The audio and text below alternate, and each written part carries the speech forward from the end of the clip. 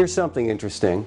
In August 2009, in the Journal of Agriculture and Food Chemistry, there was a very significant study published there showing that green tea extract could actually increase bone density. It was an animal study, but it was significant because it tends to feed into the body of evidence that we've seen before, that green tea is so good for you. And these antioxidants in green tea, these polyphenolic compounds, particularly the catechins, seem to be beneficial at stimulating bones to increase their activity, to increase bone density. There's a lot of osteoporosis going on in the world today, as you know.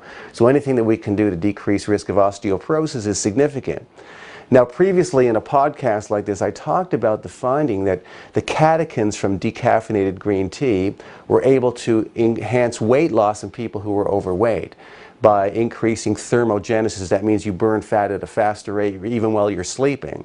And by releasing fat into the bloodstream from the fat cells so the muscles could burn the fat when you are exercising. So studies are now showing that the catechins from green tea extract are significant in helping you to burn body fat more efficiently. If they can also help to increase your bone density at the same time, that would be a double or a triple bonus actually. This animal study showed that the catechins from green tea could actually stimulate what's called osteoblastic activity, increasing more bone density development, and inhibit what's called osteoclastic activity, inhibiting the breakdown of bone. So the net effect is that you actually could possibly be gaining bone through the effects of green tea catechins. This sort of, we saw this earlier in the American Journal of Clinical Nutrition in 2007. A study comparing tea drinkers to non-tea drinkers, and we see that bone density was almost 3% higher in people that drink tea routinely compared to people who tend not to drink tea. So the thing is that green tea has more of these catechin compounds than black tea. I always get that question. What about black tea? Green tea is about 30 to 40% of these polyphenolic compounds, of which many of them are catechins. Whereas black tea, which is really just green tea that's undergone a fermentation process, is only about 3 to 10% of these catechin components, or polyphenolic components. So there is some there, but green tea is just a much richer source.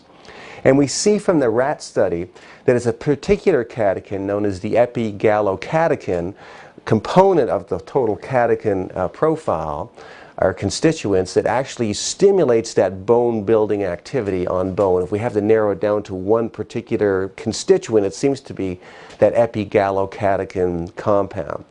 So I had put these decaffeinated green tea catechins into the Adiva product called Body Burn because it helps to burn fat more efficiently. I put 200 milligrams in each capsule along with chromium and hydroxycitric acid. And so the idea is you take 3 capsules a day, so you'd be getting 600 milligrams of decaffeinated green tea, of which a high percentage of it actually are these catechin components, not only to help you burn fat more efficiently, but now there's this notion that it may actually be helping to support your bone density as well. Anyway, this is one more reason to think about drinking green tea instead of coffee, maybe 2 to 3 cups of green tea a day. It doesn't mean you can't have coffee. It's not that coffee's so bad for you. But green tea certainly has all these additional benefits you just don't get from drinking coffee, it seems.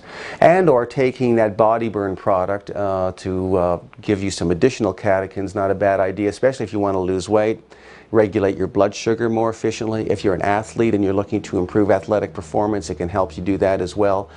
And now these catechin compounds in there, from the experimental evidence we have and from the observation studies on humans, may actually be helping to preserve your bone density. Remember that 1 in 4 women and 1 in 8 men over the age of 50 already have osteoporosis, and it's a significant health burden today. So anything you can do to help reduce your risk, you have to really pay attention to it.